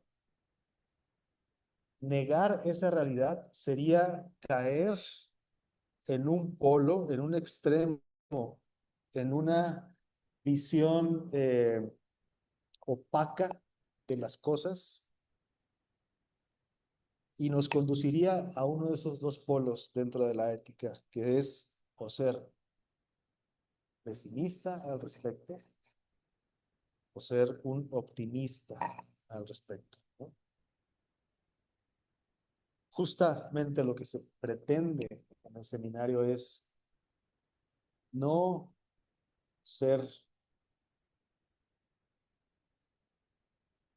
omiso respecto a esas condiciones materiales, sino incluirlas en la reflexión, no para negar posibilidad, sino para concebir posibilidad en el sentido ético de la palabra, ¿no? Que es haciendo frente justamente a lo que tenemos presente. Eh, yo sé que me salgo un poco el tema, pero recuerdo mucho una frase de Simone Weil, ¿no? Esta filósofa eh, francesa, que decía que el amor exige realidad. Sí, no estamos hablando de amor aquí, pero sí estamos hablando de una disposición anímica humana. Y para pensar de manera ética en ese sentido, pues hay que afrontar la realidad en esos términos. Y esa realidad incluye un uso de la IA en los términos ya mencionados. Y creo que justamente plantearlos evita, ¿sí?, que caigamos en un extremo y en otro, y mantiene tensa, digamos, esa cuerda, ¿no? La que jala para el optimismo, la que jala para el pesimismo, ¿sí? Creo que por eso en un principio igual decía el doctor Braulio, yo no estoy ni en contra ni a favor, no soy ni pesimista ni optimista ni todo lo contrario. ¿Por qué? Porque se ve en un lado de lo que carece, se ve en el otro igualmente lo que tiene y lo que carece. ¿Y qué es lo que provoca esa tensión en esa cuerda que jala para un lado y para el otro? Justamente un criterio, ¿no? Un criterio respecto a algo que no tenemos por completa certeza y que en ese sentido César igualmente creo que dio en un clavo, o dio en el clavo, que es, hay un problema ético, ¿no? Justamente porque a pesar que pudiéramos tener una certeza, aunque dentro de términos o límites eh, respecto a una situación, ¿no?, humanos, o que pensemos que tenemos una certeza, o que creamos que tenemos una certeza, eh, y en ese momento lo ético no es relevante, ¿no? En el sentido en el que la ética cuestiona, ¿no? La ética pone en duda, la ética está en constante contacto con la circunstancia y con lo real. Decía, me parece, Goethe, espero tampoco salirme mucho del tema, ¿no? El talento se cultiva en el currículum, pero el carácter se forja en contacto con la ética, es carácter en su etimología latina, éticos, y es un hábitat, es un habitarse en la etimología griega, un ethos, ¿sí? ¿Cómo construimos nuestro habitar? El contacto con el mundo es lo que forja la ética, es lo que forja eh, el carácter. En ese sentido, el criterio está siempre abierto a lo que en la circunstancia, en la realidad se presenta, ¿no? No en la negación de dicha realidad, ¿no? Por ahí también, si más adelante veremos un breve, muy breve pasaje de Jaime Balmes, muy interesante, un texto sobre el criterio. Él lo distingue de la voluntad, eh, del ímpetu, ¿no? Y pone unas imágenes muy claras respecto a cómo el criterio funciona en ese punto, digamos, medio de la cuerda que no jala ni completamente para un lado, ni jala por completo hacia el otro, ¿no? Decía, a ver si recuerdo bien, decía que el ímpetu es algo muy fuerte, ¿no? Es fuerte, pero creo que se cansa, algo así como que se cansa pronto. En cambio, otra disposición de ánimo en la que sea el otro extremo puede ser demasiado débil, ¿no? Una postura muy débil que tiene poco alcance. O sea, es una tirada de piedra que no tiene mucho alcance, que tiene corto alcance, ¿no? Que no tiene el ímpetu o la fuerza suficiente. En cambio, un tiro muy fuerte puede llegar a cansarse en la distancia o en el tiempo. En cambio, el criterio mantiene, digamos, lo mejor de cada uno de los lados para ser constante, ¿no? En esa empresa. Y bueno, al final creo que a eso es a lo que estamos aquí tratando de invitar, ¿no? A forjar un criterio con base en esa realidad que se nos presenta inacabada y al mismo tiempo también ya muy en contacto con nosotros. Por ahí decía también Carlos, bueno, pueden ser 30, pueden ser 20 años, ¿no? También por ahí, a lo mejor es un siglo, ¿no? A lo mejor pudiera ser que no llegue, pudiera ser que esa singularidad no llegue. Lo importante, lo importante es que nos lo estamos preguntando, no solamente en el seminario, nos lo estamos preguntando humanamente, ¿no? Ese horizonte está allí y está allí por condición humana, ¿no? Por estar frente a algo desconocido. Pero lo interesante, creo yo, a diferencia de otras preguntas utópicas que se han podido formular respecto a distintas realidades, a distintos objetos, ¿no? Eh, por ejemplo, ¿qué pasaría dada cierta, por ejemplo, Tomás Moro, ¿no? La utopía de Tomás Moro, ¿no? Es que es una utopía en una sociedad en la que sucede, digamos, todo de manera justa, ¿no? Bueno, esa visión, ese escenario, esa utopía, definitivamente es un reflejo, ¿no? De la época, en tanto que había mucha eh, mucha expansión, ¿no? Había de repente encuentros con diferentes culturas, ¿no? Entonces, bueno, hay una pregunta respecto al tipo de sociedad perfecta, ¿no? Creo que a diferencia de ello, en el caso de la inteligencia artificial, la pregunta respecto a lo que la IA es, que es la naturaleza de la IA, la pregunta por la naturaleza de la IA, lo que hace es regresarnos a nosotros como humanos la pregunta, ¿no? ¿Cómo puedo definir aquello que no tengo por completo conocido? Y esa pregunta se regresa, pero entonces ¿yo qué soy? ¿No? Entonces, ¿yo qué soy? Entonces, ¿qué me define como humano? Quizá nunca he tenido una definición como humano como tal. Quizá las definiciones como humano pueden cambiar con base a la época. Quizá haya algo que me defina como humano independientemente de.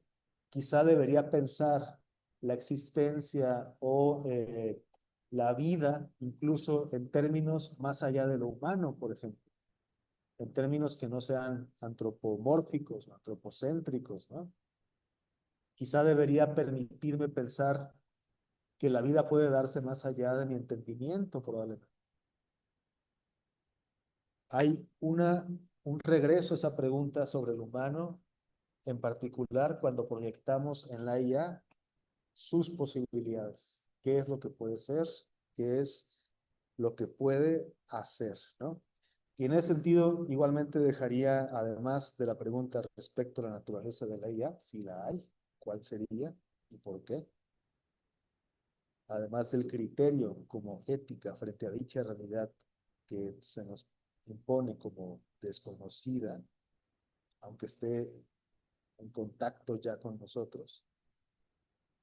Junto a esas preguntas, dejaría igualmente si pensaríamos del mismo modo la relación que tenemos con la máquina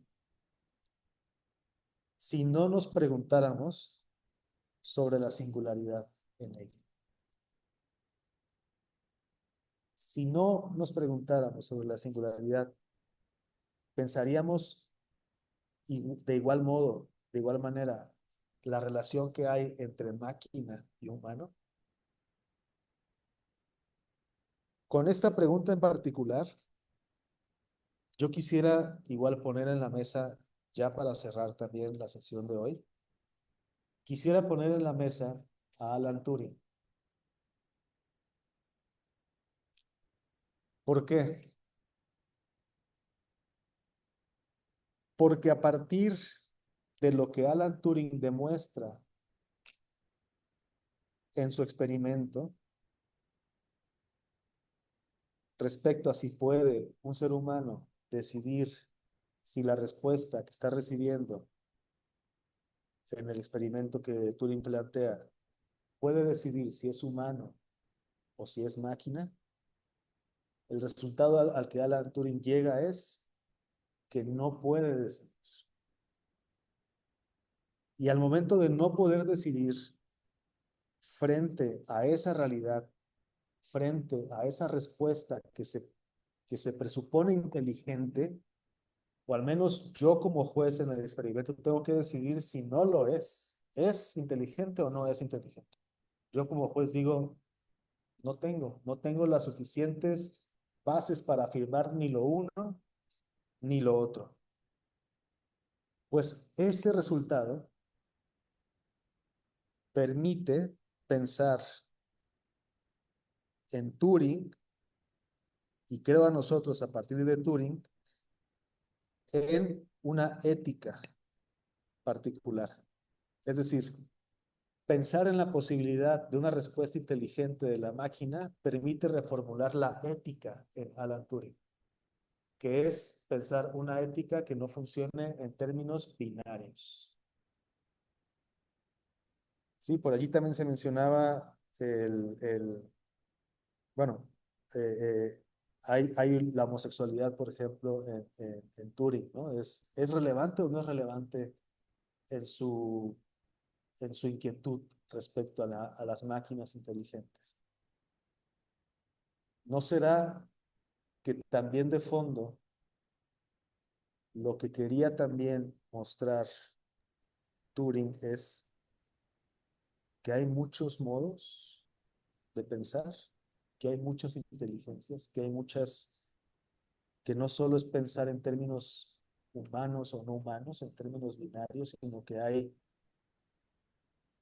una fase, digamos, de transiciones, ¿no? A lo mejor de transiciones o indeterminadas. El control, ¿no? También por acá se mencionaba, ¿será que hay un afán de control también proyectada en una realidad desconocida como la que se plantea a través de la inteligencia artificial? Bueno, son, digamos, estas preguntas, creo yo, las que podríamos estar reconsiderando para ir desarrollando el seminario desde un enfoque ético que nos permita pensar en posibilidades, ¿no? Tanto Doctor. en nuestra interacción. Sí, Braulio, adelante. Perdón, antes de que concluyamos, quisiera dejar apuntado un enigma para Claro, invitar a pensar ante la pregunta, ¿cuál es la naturaleza de la inteligencia artificial? Si intentamos responderla desde la física, podemos identificar claramente los elementos de materia y de energía que están interactuando. Curiosamente, y ahí es donde va la invitación al enigma, hay una escuela cibernética, la vieja escuela cibernética soviética, la que tiene una influencia en los países bajo su órbita, particularmente en Cuba. quiero señalar que en cibernética y matemáticas es la facultad que en la Universidad de La Habana atiende estos problemas de la computación, de la informática, de las telecomunicaciones, etcétera. Tienen muy presente la cibernética como un elemento ligado a las matemáticas, lo cual resulta evidente. Pero la invitación a reflexionar es que la naturaleza de la investigación, perdón, de la inteligencia artificial, la naturaleza de la IA es materia, es energía y es información. La información no es materia y tampoco es energía. Es el tercer elemento que los rusos han tenido presente a lo largo de poco más de un siglo de reflexión acerca de lo que esto representa comunicación y control. Comunicación y control es la base de la vida. Vamos, nosotros tenemos un sistema permanente que comunica y controla la temperatura de nuestro cuerpo. Si bajamos a los 34, a los 33, a los 32, pelas. Si subimos a los 39, 40, 42, 43, 44, pelas. Si no hay ese control térmico en un organismo vivo, no subsiste. La comunicación y el control es fundamental para la existencia de los organismos vivos y por extensión de las máquinas. Solamente para concluir el asunto de la singularidad, se tarda mucho, ya estamos. Quisiera dejar apuntados dos datos, tres datos, si se puede. Concluyo porque entiendo que estamos por terminar la sesión. Hasta 2014, 2015, era muy claro que el control sobre el leer los labios en los humanos y el control que se puede tener para la lectura de labios en las máquinas cambió. Alrededor del 50% de las personas avesadas en la lectura de labios pueden entender lo que se está diciendo a la distancia. Hace muchos años, en una película llamada 2001, Odisea del Espacio, se presenta un dilema entre el astronauta Bowman y Hall 9000, la supercomputadora de superinteligencia artificial que controlaba la misión. Bowman le dice a un compañero, oye, yo creo que Hall está yéndose mucho más allá, está pensando más allá de la cuenta, parece que quiere tomar el control de todo.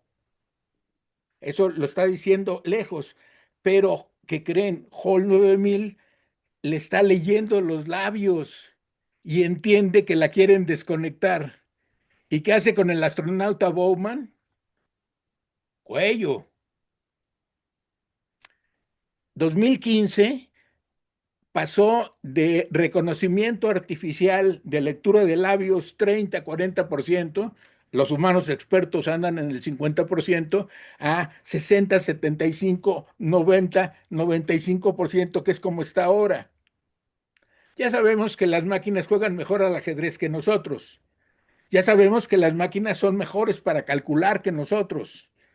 Ya sabemos que una máquina, a propósito de los dilemas lógicos por ahí planteados, puede resolver sistemas de ecuaciones diferenciales con un simple planteamiento claro.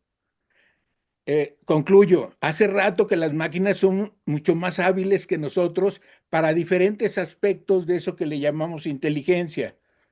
Y termino. ¿No será bueno reflexionar sobre la naturaleza de la inteligencia y ponernos de acuerdo como punto de partida para ya después volverla artificial y volverla en todas las etapas que queramos? Si entendemos lo que la inteligencia es, cuál es la naturaleza de la inteligencia, entendemos la naturaleza de la inteligencia artificial. Concluyo y agradezco mucho la fortuna de estar con todos ustedes. Muchísimas gracias, Braulio. Muy interesante, Enigma. Lo retomamos la siguiente sesión. Me parece muy interesante igualmente lo último que nos has comentado, ¿no? Al menos yo me llevo igual eh, esa tarea. Muy bien, pues les agradezco a todos su atención, su disposición. Reitero, este es un espacio de convivencia, es un espacio en el que aprendemos todos, de todos. Por ahí no me dejará mentir el doctor Braulio. Retomo una frase de Alfonso Reyes: todo lo aprendemos entre todos. Todos lo Todos, sabemos entre todos. Era el todos, Consejo de Reyes tomado todos a lo su sabemos. vez de una serie de locos anarquistas españoles que en la segunda mitad del siglo XIX transformaron lo que era la Universidad Central, que después se volvió en Complutense, en la institución libre de enseñanza, lo que da origen a los Ateneos y a la discusión cívico-anarco, en fin, a las ideas libres. Y sí, efectivamente, entre todos lo sabemos todo. Y es una Con ese fortuna por espíritu. eso estar con todos ustedes para aprender. Esa es mi tirada, aprender mucho. Con ese espíritu, exactamente, Braulio. Con ese espíritu es que pues estamos aquí, nos reunimos aquí y siempre con las formas, ¿no? De respeto y de cordialidad, ¿no? Principalmente, que creo que son condiciones pues importantísimas que propician un diálogo enriquecedor, ¿no? La amabilidad, sobre todo. Muchísimas gracias. Les comparto, por favor, permítanme en Classroom, ¿sí? Ya tienen todos la invitación. Yo les comparto en el tablón, ahí donde todos ven los mensajes generales. Yo les comparto por ahí la bibliografía, una carpeta, ¿sí? Una carpeta con las lecturas del curso, así como lecturas auxiliares, si quieren tomarlas en cuenta, si quieren retomarlas, y principalmente las lecturas que vamos a llevar a cabo a lo largo de el seminario. Vamos a dejar algunas tentativas para que ustedes elijan de acuerdo a su interés y también les indico entonces la lectura para la siguiente sesión. Sí vamos a leer, eso sí se los voy a compartir abiertamente. Vamos a leer, son textos en inglés. Afortunadamente tenemos hoy día traductores tanto para texto como para audio y creo que podemos solventar esa cuestión en caso que haya alguna dificultad, pero sí creo que debemos entrarle a este tema, a este asunto, en esa literatura. Me parece que plantea asuntos interesantes y creo que ese solo libro nos puede servir, a pesar que hay otros muchos que les voy a compartir que también serán de gran interés. Así que, resumiendo, en Classroom yo les voy a compartir la tarea para la siguiente sesión. Van a ser dos lecturas. Eh, Tratemos de leer de manera crítica, problematizar para venir y comentar. Si bien en este momento no hay tiempo para dejar tareas, lecturas asignadas, sí trataremos de que eh, en las posteriores sí tengamos exposiciones, ¿no? O al menos alguien que se encargue de llevar un poco la lectura, ¿no? Si es uno o dos, los vamos turnando, pero al menos de aquí a la próxima, todos leemos de manera crítica y problematizamos. Vamos a leer dos textos, ¿sí? Y César, creo que no necesitas el institucional porque lo estoy creando yo desde mi cuenta personal. Ah, ok. Está ¿Sí? bien. ¿De Es que en acuerdo? francés sí pasa algo más o menos por el estilo, pero ok. Sí, pero de todos modos, checa cualquier cosa. Mi correo es aristeo.castro arroba el colegio de Morelos. Cualquier cosa, ahí estoy al pendiente. Y yo les comparto entonces lo que queda para la siguiente clase, así como el temario, textos y demás, ¿no? Y también platicamos sobre la evaluación, la siguiente sesión. Pero lo principal es esto, el diálogo y la lectura crítica, ¿no? Eso es lo principal. ¿De acuerdo? Muchísimas gracias, mucho gusto, César. Bienvenido. Braulio, igualmente, un gusto. Carlos, igualmente tenerte por acá de nuevo. Jesús, por ahí, Hola, ¿qué tal? quedamos al pendiente para la siguiente sesión, para Sí, sí, escucharte. claro, claro que Héctor, sí. Héctor, Muy igualmente, interesante lo que todos están comentando. Me quedé que ahí con la tentación de aportar algo, pero ya por el tiempo ya no pude. Pero ojalá la siguiente sesión haya un poquito más de oportunidad, pero muy, muy interesante y me siento muy, muy halagado y muy honrado de estar en este seminario. Muchas gracias. gracias Jesús, igualmente, Héctor, igualmente, mucho gusto verte, que estés por acá y bienvenidas todas las aportaciones. Quedamos entonces al pendiente. Comparto por aquí el correo, por si alguien no lo tiene. Y nada, nos vemos la próxima sesión. Muchísimas gracias. Bonita tarde para todos. Doc, ¿tienes un minuto Sí, nada más sí, para sí, sí, sí, hacerte sí, claro. un anuncio de que un anuncio que no anuncia nada? Ajá, Lo no que sé. pasa que mandé correo a la coordinación, me comuniqué con ellos por ahí antes de salir de vacaciones y